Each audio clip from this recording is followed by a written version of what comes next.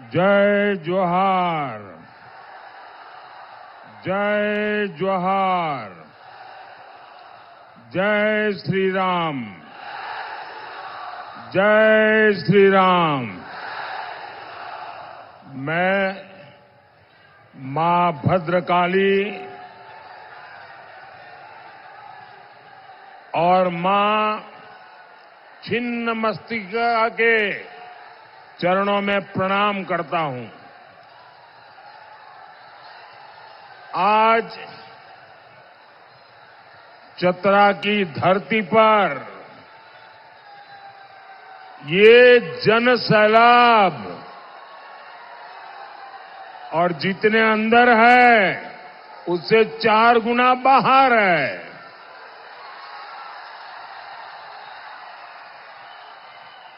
आपका ये उत्साह, आपका ये स्नेह 4 जून को परिणाम क्या आने वाले हैं, जो भी इसमें अभी भी दुविधा में हो वो जरा आकर के यहां देख लें।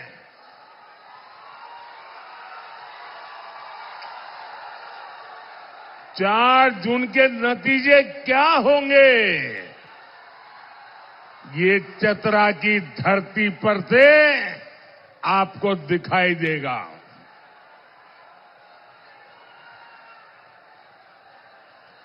साथियों, 3 चरणों के चुनाव के बाद ही कांग्रेस और उसके साथियों ने एक तरह से अपनी हार स्वीकार कर ली है। इंडी गठबंधन के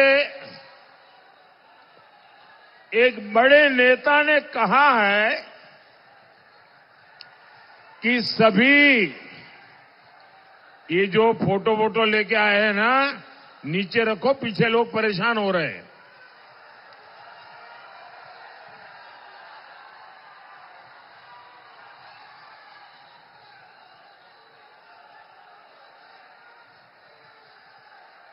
इंडी अलायंस के एक बहुत बड़े नेता ने एक बहुत महत्वपूर्ण बयान दिया है और इसको 3 दिन हो गए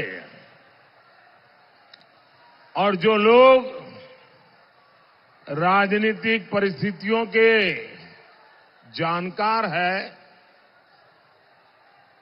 उनकी नजर उस तरफ गई लगती नहीं है। मेरे हिसाब से उनका ये बयान बहुत ही सोचा समझा बयान है और बहुत ही निराशा में से पैदा हुआ बयान है। एक बड़े नेता ने कहा है कि इंडी अलायंस के साथ जुड़ी हुई जो क्षेत्रीय पार्टियां हैं उन्होंने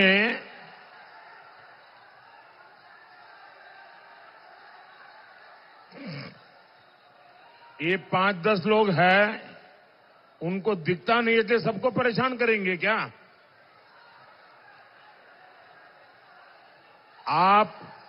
आप मुझे देख नहीं पाते हैं, संख्या बहुत है, मैं आपकी क्षमा मांगता हूं, लेकिन कृपा करके मेरी आवाज सुन लीजिए।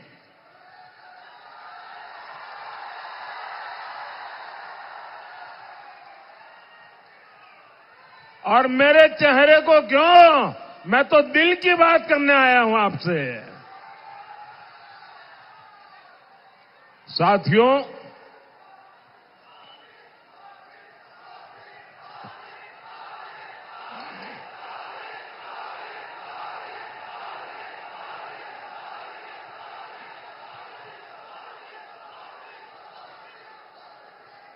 मैं बड़ी महत्वपूर्ण बात बता रहा हूं।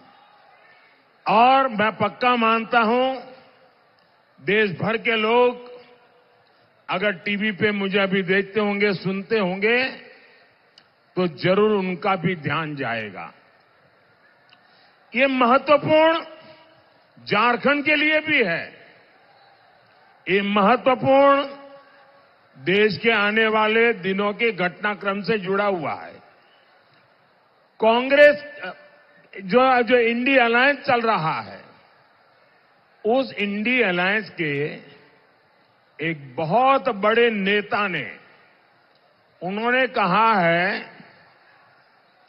कि चुनाव के बाद जो छोटे छोटे राजनीतिक दल है, उन सब ने कांग्रेस में विलय कर देना चाहिए। और ये बयान कांग्रेस के नेता का नहीं है, एक छोटी पार्टी के नेता का बयान है, लेकिन बड़े नेता का बयान है। उन्होंने कहा कि ये जो छोटे छोटे दल है, जेएमएम जैसे, उन सब ने अपना विलय कांग्रेस में कर देना चाहिए। मैं सोच रहा था कि उन्होंने ऐसा सुझाव क्यों दिया। उनके मन में इतनी हताशा, इतनी निराशा घर कर गई है कि 4 जून के बाद अपनी पार्टी का अस्तित्व मिटाकर कुछ दिन गुजारा करने के लिए वो सोच रहे हैं। वो क्षेत्रीय पार्टियों का जो भी इंडी अलायंस की साथी है, उनका अस्तित्व खत्म कर देना चाहते हैं। और सोचने के बाद और पिछले 3 चरण के मतदानों के रुझान के बाद मुझे बराबर समझ आया कि उन्होंने ऐसा क्यों कहा है। क्योंकि उनके मन में पक्का हो गया है कि कांग्रेस और उसके साथी सब मिलाकर के भी मान्य विपक्ष को जितनी सीटें चाहिए, ऑपोजिशन को जितनी सीटें चाहिए, जो 10% होती है, यानी करीब करीब 50 के ऊपर थोड़ी, लेकिन उनको लग रहा है इतनी भी नहीं आएगी। और अगर विलय कर देंगे तो फिर हमारे पूरे समूह को हो सकता है मान्य विपक्ष के रूप में मान्यता मिल जाए। आप देखिए, देश की जनता ने ये तिकड़म लड़ाने वालों को कैसा सबक सिखाया है। 3 चरणों में ही ऐसा सबक सिखा दिया है कि वे विलय करके मान्य विपक्ष के लिए जगह ढूंढ रहे हैं। और इसके लिए मैं देशवासियों को एडवांस में बधाई देता हूं। भाइयों बहनों, मैं अभी उड़ीसा से आ रहा हूं। उसके एक दिन पहले मैं तेलंगाना में था। तेलंगाना में, उड़ीसा में, आंध्र में, इन सब स्थानों पे जाके आया हूं। मैं साथियों बड़ी जिम्मेवारी के साथ कहता हूं कि इस चुनाव के साथ साथ जहां विधानसभा के चुनाव भी चल रहे हैं, जैसे उड़ीसा में है, आंध्र में है, अरुणाचल प्रदेश में है, जहां जहां विधानसभा के चुनाव भी साथ में है, सिर्फ दिल्ली में 400 पार करेंगे इतना ही नहीं, विधानसभा में भी भारी बहुमत से एनडीए की सरकारें बनेगी।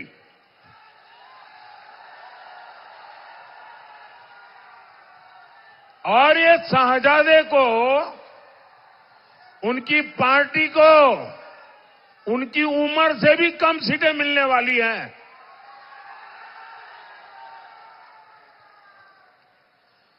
आज देश में जहां जहां जाता हूं, एक ही स्वर में, एक ही विश्वास के साथ देश का कोने कोने से आवाज आ रही है। फिर एक बार, फिर एक बार, फिर एक बार।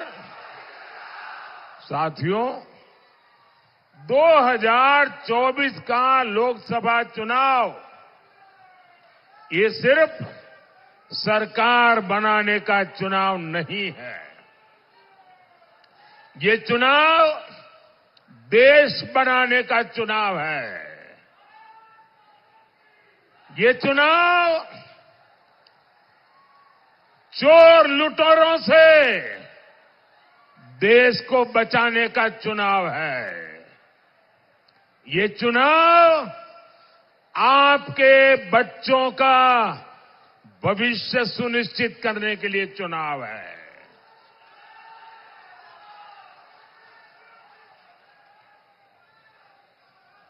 आप तो जानते हैं ना, वो कौन लोग हैं जिससे देश को बचाना बहुत जरूरी है। जेएमएम, कांग्रेस और इंडी गठबंधन के जो कारनामे हैं, उनकी जो सोच है, उनकी जो दिशा है, देश को बचाना समय की सबसे बड़ी मांग है। आपने देखा कैसे जेएमएम और कांग्रेस के ठिकानों से नोटों के पहाड़ निकल रहे हैं। नोटों के पहाड़।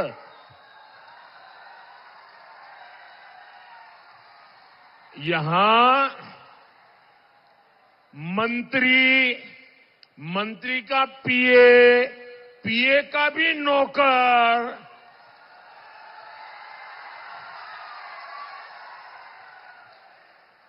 और मैंने तो कभी अपनी आंखों से इतनी नोटें नहीं देखी है।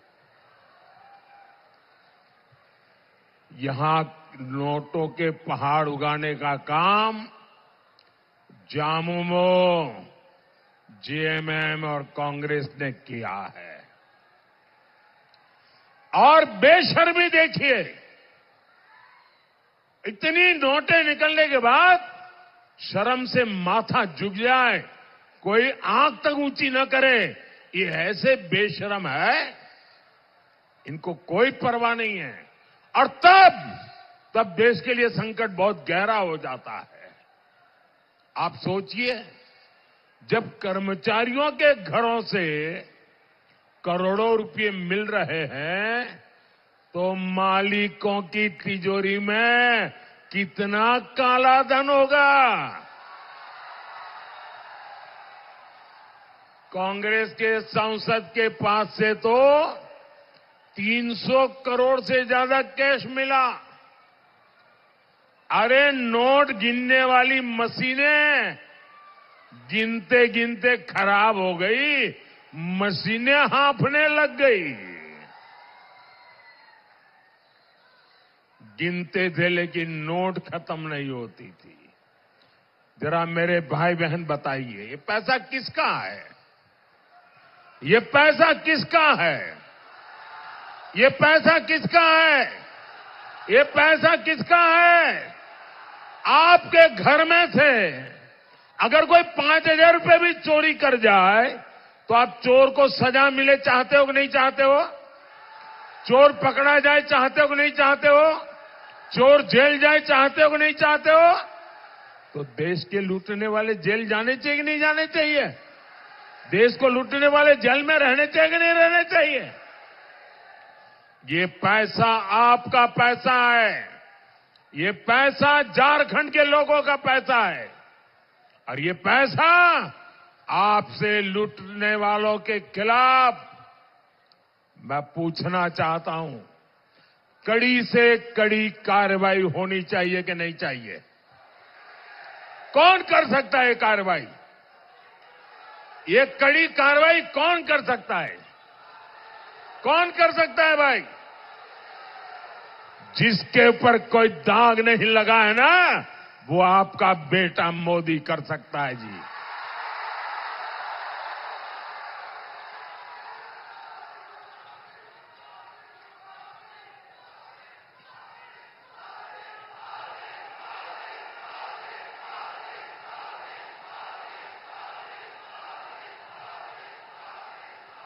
साथियों, जेएमएम का और कांग्रेस का एक ही एजेंडा है, न काम करेंगे न करने देंगे, और बिना दाम काम का नाम नहीं। ये इनका खेल है। ये खुद तो भ्रष्टाचार के अलावा कुछ करते नहीं है। मोदी जो काम करता है उसे भी रोकने में लगे रहते हैं। मोदी देश में 80 करोड़ लोगों को मुफ्त राशन दे रहा है।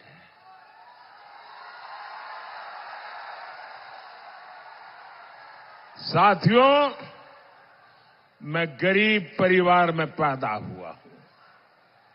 मैंने गरीबी देखी है। भूख क्या होती है वो मैं अनुभव करके निकला हूं, और इसलिए मैं नहीं चाहता हूं कि मेरे देश का कोई बच्चा भूखा सो जाए। इसलिए मैं चाहता हूं कि मेरे देश के गरीब के घर का चूल्हा जलता रहना चाहिए, और इसलिए केंद्र सरकार 80 करोड़ लोगों को मुफ्त राशन का पूरा खर्च उठाती है। लेकिन झारखंड में इन लोगों ने राशन बांटने की व्यवस्था तबाह करके रख दी है। ये चाहते हैं मोदी का भेजा राशन आपको मिले ही नहीं। जब गरीब मोदी को आशीर्वाद देता है तो इंडी गठबंधन वालों को गरीबों पर चिढ़ आ जाती है। साथियों, मोदी ने हर घर जल पहुंचाने के लिए जल जीवन मिशन शुरू किया है। झारखंड सरकार उसमें भी भ्रष्टाचार कर रही है। आप कल्पना कर सकते हैं, पाइप डाल दिए लेकिन पानी की सप्लाई की व्यवस्था जानबूझ करके नहीं की गई। साथियों, हमारी सरकार झारखंड के युवाओं के लिए नए अवसर बनाने के लिए दिन रात काम कर रही है। हम आदिवासी इलाकों में एकलव्य स्कूल खोल रहे हैं। यहां सिमरिया में हमने केंद्रीय विश्वविद्यालय भी खोला है। हमारी कोशिश है इस क्षेत्र में अच्छी सड़कें बने, उद्योग बढ़े। हजारीबाग से रांची हाईवे, हजारीबाग से कोडरमा हाईवे और माझी जैना मोड़ एक्सप्रेस वे, ऐसी आधुनिक सड़कों का नेटवर्क हमारी सरकार बना रही है। टोरी शिवपुर रेलवे लाइन माल ढुलाई के लिए शुरू की गई है। यहां जो एनटीपीसी का प्लांट शुरू हुआ है, उसकी नींव भी अटल जी की सरकार ने रखी थी। इस प्लांट का लोकार्पण भी हमारी सरकार ने किया। लेकिन साथियों, भ्रष्टाचार में आकंठ डूबी इंडी गठबंधन की सरकार यहां विकास के कार्यों में भी रोड़ा अटका रही है। मैं इन लोगों से पूछना चाहता हूं, झारखंड का विकास हो जाएगा तो तुम लोगों का क्या नुकसान होगा? क्यों यहां के नौजवानों के लिए रोजगार के मौके बंद कर रहे हो? साथियों, इंडी गठबंधन को आपकी रोजी रोटी की कोई चिंता नहीं है। वे सिर्फ और सिर्फ लूट पर चलाने के लिए सत्ता के गलियारों में जीना चाहते हैं। वो अपना स्वार्थ देखते हैं। आप जानते हैं कांग्रेस, जेएमएम झारखंड का विकास क्यों रोकना चाहते हैं? इन्हें डर है, अगर दलित, पिछड़ा, आदिवासी, अगर उनके बच्चे आगे बढ़ जाएंगे तो उनकी दुकान का क्या होगा?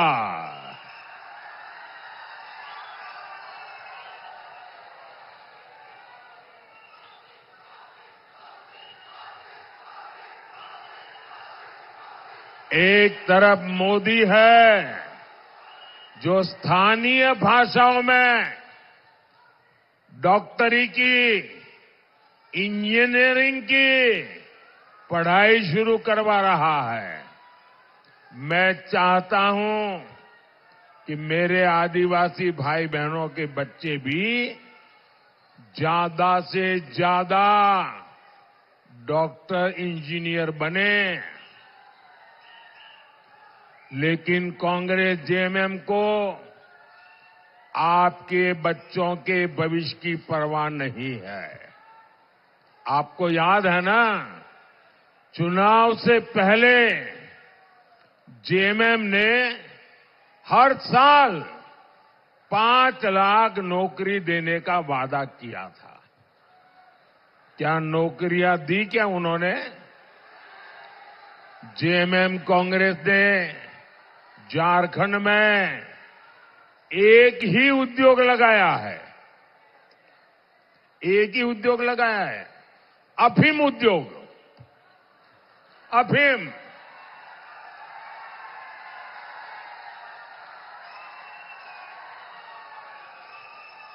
ये अफीम किसका भला करेगा भाई? ये आपकी आने वाली पीढ़ियों को बर्बाद करेगा कि नहीं करेगा? ये काला कारोबार सरकार के संरक्षण में चल रहा है। ये आपके बच्चों को नशे के दलदल में फेंकना चाहते हैं। साथियों, कांग्रेस और उसके साथियों को आपकी भावनाओं की जरा भी परवाह नहीं है। 500 साल के इंतजार के बाद,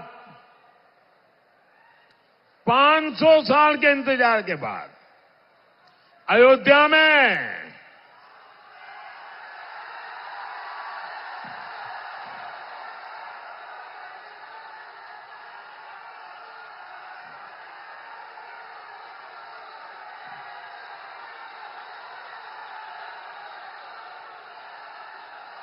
जय श्री राम।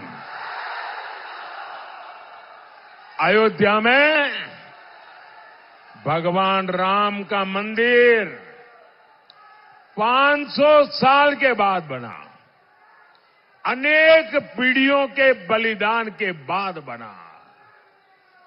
कौन हिंदुस्तानी होगा जिसको आनंद नहीं होगा? आपको हुआ कि नहीं हुआ?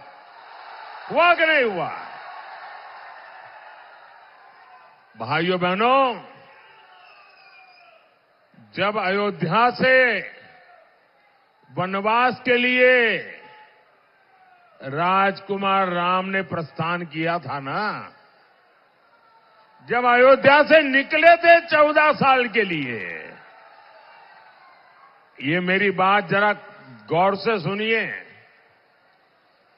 जब अयोध्या से निकले थे राम जी, तब तो वो अयोध्या के राजकुमार थे, लेकिन 14 साल वनवास के बाद वापिस आए तो मर्यादा पुरुषोत्तम राम बन गए थे। अब जरा सोचो, ये राजकुमार राम मर्यादा पुरुषोत्तम राम कैसे बने? वे 14 साल आदिवासियों के बीच में रहे थे। ये आदिवासियों ने अयोध्या के राजकुमार को प्रभु राम बना दिया था, मर्यादा पुरुषोत्तम राम बना दिया था। हम प्रभु राम की भक्ति करते हैं क्योंकि ये मेरे आदिवासियों के संघ ने राजकुमार राम को मर्यादा पुरुषोत्तम राम बना दिया था। और इसलिए हम राम की तो पूजा करते हैं, लेकिन राम को प्रभु राम बनाने वाले आदिवासियों की भी पूजा करते हैं।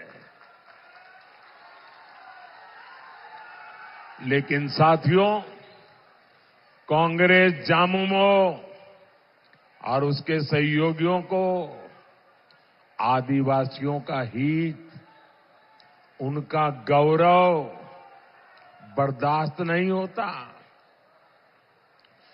भारतीय जनता पार्टी ने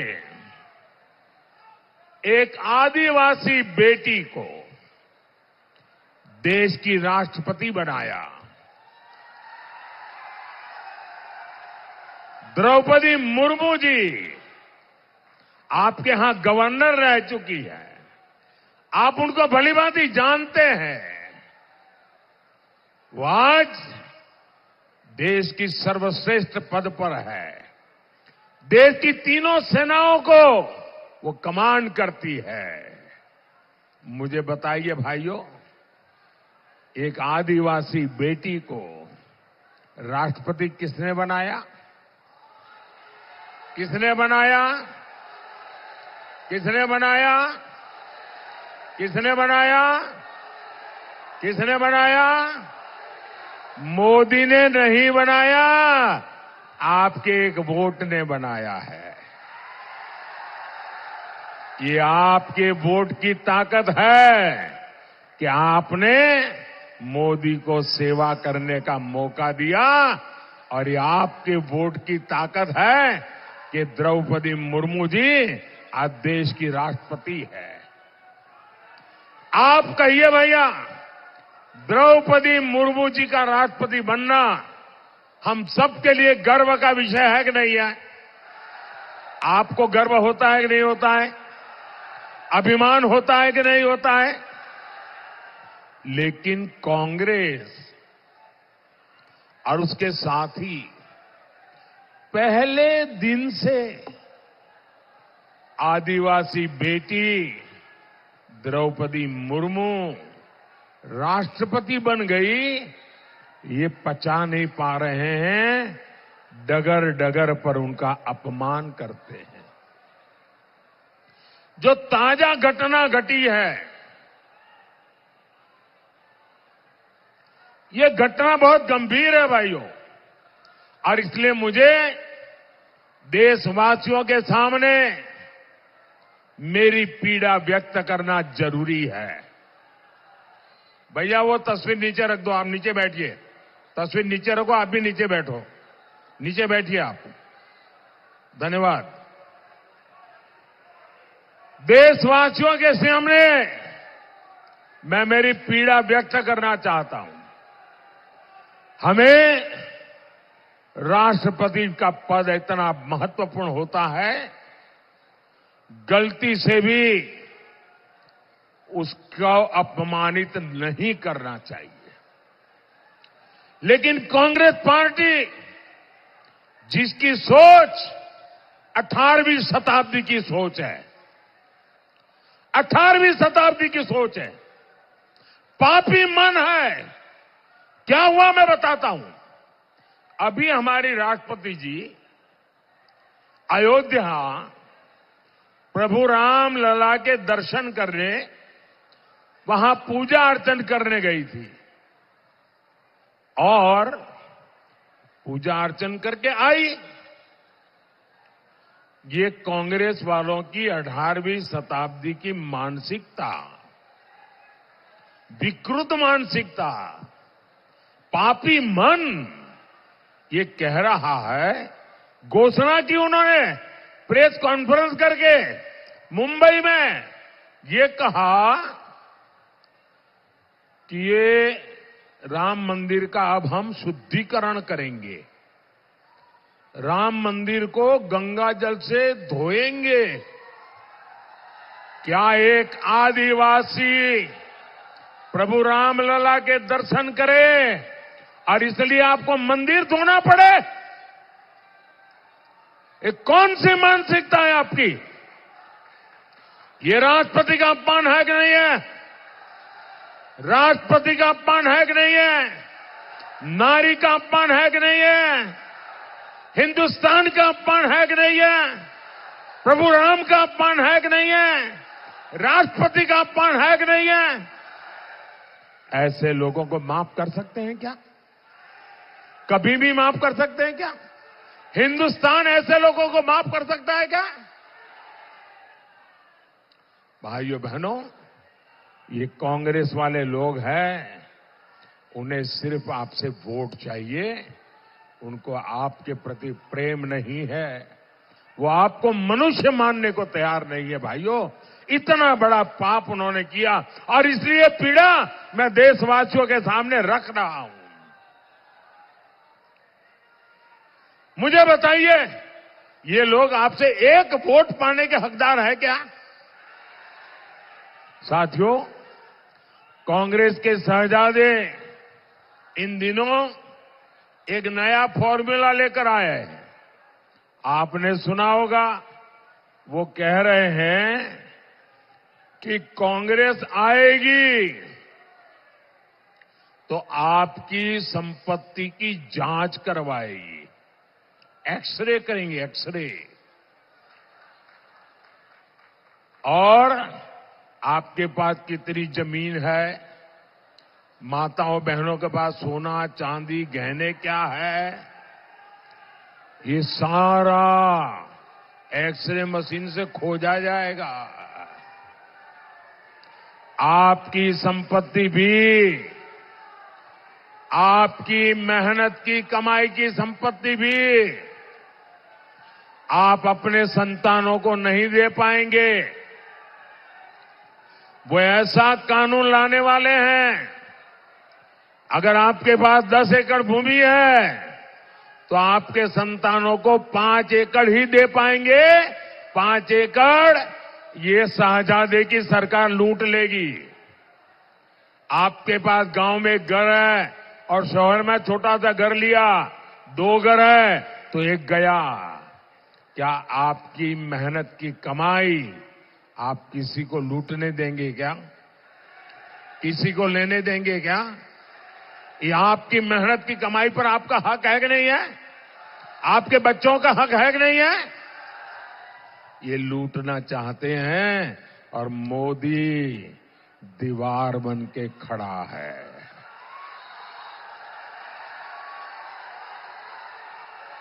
अच्छा, वो लूट करके क्या करने वाले हैं? वो लूट करके उनकी वोट बैंक, आपको मालूम है उनकी वोट बैंक कौन है? ये सारी संपत्ति उनको बांट देंगे। भाइयों बहनों, ये संपत्ति पर पहला अधिकार किसका? तो डॉक्टर मनमोहन सिंह जी ने कहा था कि इस देश की संपत्ति पर पहला अधिकार मुसलमानों का है। मतलब ये सारी संपत्ति मुसलमानों को देने का वो निर्णय कर करके चल रहे हैं। भाइयों,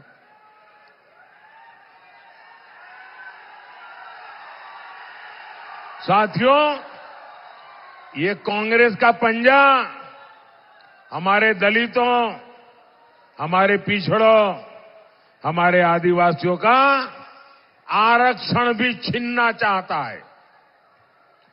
ये पूरे देश में इस काम में जुटे हुए हैं कि एससी, एसटी, ओबीसी का आरक्षण छीनो और अपने वोट बैंक को दे दो। इन्होंने आंध्र प्रदेश में यही किया। रातों रात सभी मुसलमानों को ओबीसी बना दिया और कर्नाटका में जो ओबीसी थे उनका हिस्सा लूट लिया। भाइयों बहनों, बाबा साहब आंबेडकर ने धर्म के आधार पर आरक्षण का विरोध किया था।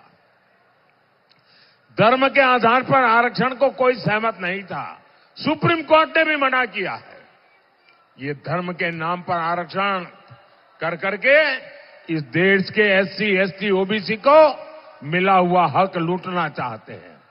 और इसलिए भाइयों बहनों, हम सबको बहुत चौकन्ना रहने की जरूरत है।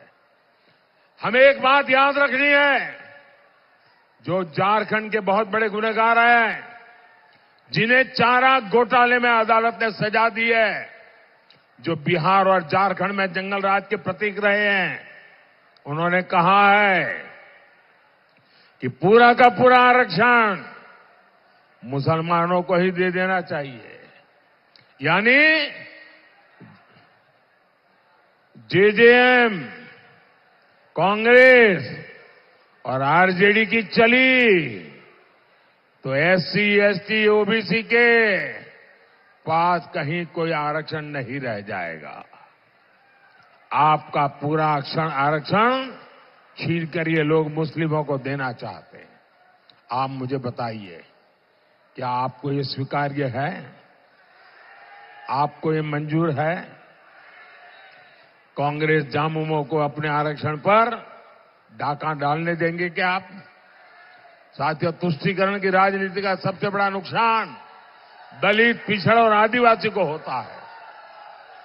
जब केंद्र में कांग्रेस की सरकार थी तो उसने खेल कई राज्यों में खेला।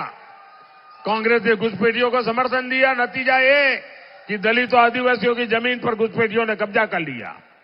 अब वही आग ये लोग झारखंड में लगाना चाहते हैं। जेएमएम सरकार में यहां घुसपैठियों की संख्या तेजी से बढ़ रही है। हमारे आदिवासी समाज की बच्चियां घुसपैठियों का शिकार हो रही है। बच्चियों को जिंदा जलाने की घटना सामने आ रही है।